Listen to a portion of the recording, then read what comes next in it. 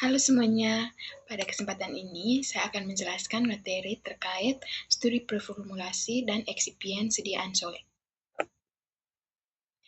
Pertama-tama, kita harus mengetahui apa itu preformulasi. Nah, preformulasi dalam pengembangan sediaan solid adalah tahap awal penelitian yang berfokus pada karakterisasi menyeluruh sifat zat sebagai bahan serbuk sebelum diformulasikan menjadi tablet, kapsul, granul, dan juga sediaan padat farmasi lainnya. Selanjutnya, tujuan dalam pengembangan sediaan solid. Nah, tujuan utama preformulasi adalah untuk memastikan zat aktif itu dapat dikembangkan menjadi sediaan solid yang stabil, efektif, dan berkualitas. Sedangkan untuk tujuan khususnya dapat dibagi menjadi beberapa bagian, yaitu yang pertama ada karakterisasi zat aktif, di mana itu untuk mengidentifikasi sifat fisika dan kimia yang mempengaruhi performa obat. Yang kedua ada penentuan bentuk sediaan solid, di mana untuk menentukan apakah zat aktif itu lebih cocok diformulasikan sebagai tablet, kapsul, granul, serbuk, pelet, atau dalam bentuk padat lainnya. Yang ketiga, sebagai pemilihan eksipien yang kompatibel, di mana dapat mencegah interaksi yang dapat menurunkan stabilitas obat. Yang keempat ada peningkatan stabilitas, yaitu untuk mengurangi degradasi selama penyimpanan. Yang kelima, ada optimal performa terapeutik, di mana itu untuk memastikan pelepasan dan absorpsi obat dapat berjalan dengan optimal. Yang terakhir ada menjamin mutu produk, di mana itu dapat menghasilkan sediaan solid dengan keseragaman dosis dan juga kualitas yang konsisten. Selanjutnya kita masuk di parameter fisikokimia utama dalam sediaan solid.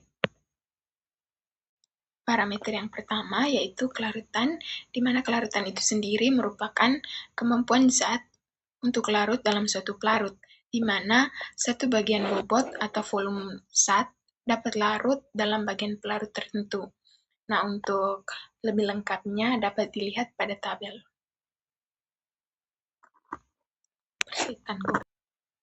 Parameter yang kedua ada pKa, di mana pKa adalah angka yang menunjukkan pH saat suatu obat berada dalam 50% bentuk terionisasi dan 50% bentuk tidak terionisasi. Nah, pKa ini dia itu membantu memahami di bagian tubuh mana obat akan lebih mudah diserap.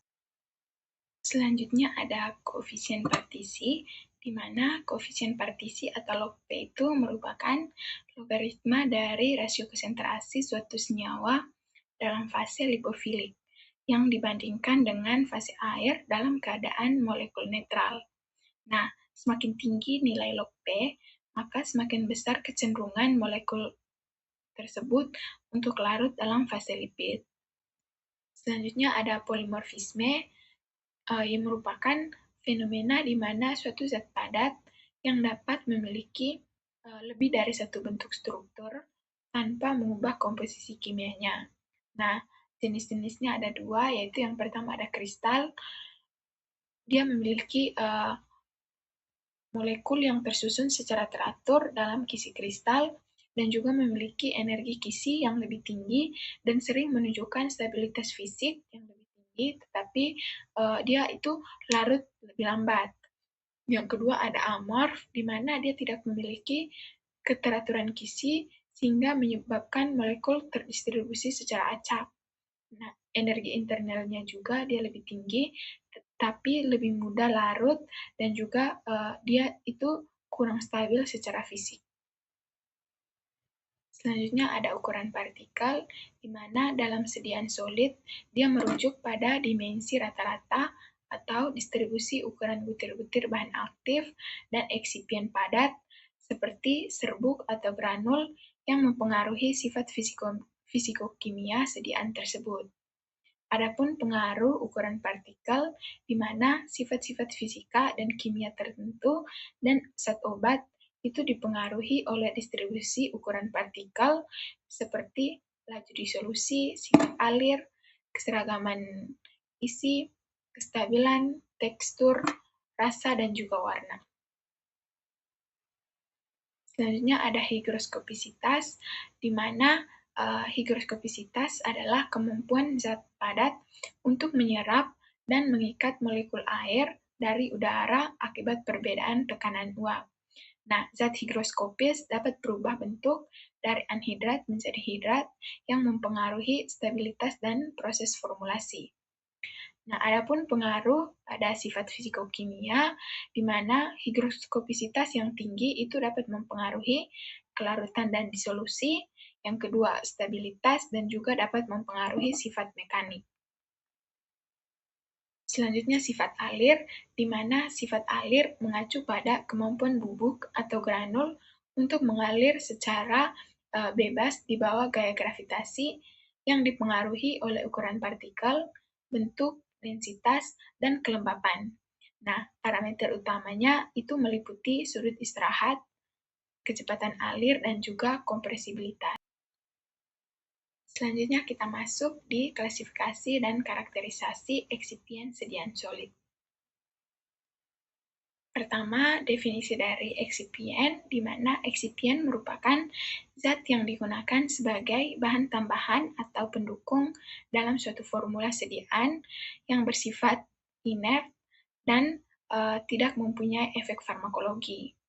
Nah, fungsinya yaitu dalam formula yaitu memfasilitas kondisi massa suatu sediaan obat agar mempermudahkan proses produksi atau memperbaiki pola disolusi zat berkhasiat sehingga dihasilkan produk yang bermutu. Untuk klasifikasi yang pertama ada pengisi atau diluent atau filler, di mana bahan pengisi adalah bahan yang ditambahkan bila jumlah bahan aktif sedikit dan tidak mencukupi bobot total sediaan. Nah, fungsinya yaitu untuk meningkatkan massa dari sediaan yang mengandung zat aktif dalam jumlah yang sedikit.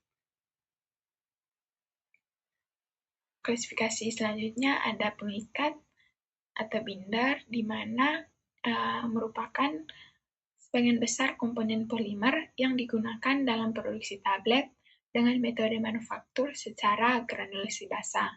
Nah, dalam hal ini, bahan pengikat itu ditambahkan dalam bentuk larutan atau padatan ke dalam campuran serbuk yang diikuti dengan cairan penggranul seperti air.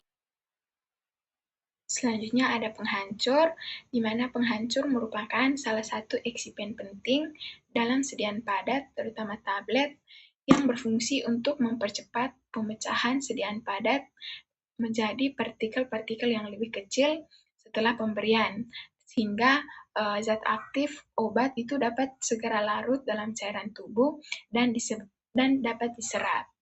Nah, proses penghancuran ini sangat penting untuk memaksimalkan laju pelarutan dan meningkatkan bioavailabilitas obat. Dan yang terakhir ada pelicin, di mana bahan pelicin itu merupakan bahan yang digunakan untuk meningkatkan aliran material ke dalam ruang cetak tablet. Yang kedua, untuk meminimalkan kehausan pada puncak dan die. Yang ketiga, itu untuk mencegah bahan isian menempel pada puncak dan dies. Yang keempat, dapat menghasilkan tablet dengan permukaan yang mengkilap. Nah, bahan pelicin itu terbagi menjadi 3 kelompok, yaitu yang pertama ada glidan, dia itu untuk memperbaiki fluiditas granul atau serbuk. Yang kedua ada lubrikan, itu untuk mengurangi gaya gesek antara dinding cetakan dengan serbuk atau granul. Dan yang terakhir ada antiadheren, itu dia untuk mencegah lengketnya serbuk atau granul dengan mesin cetak tablet. Sekian materi dari saya, terima kasih.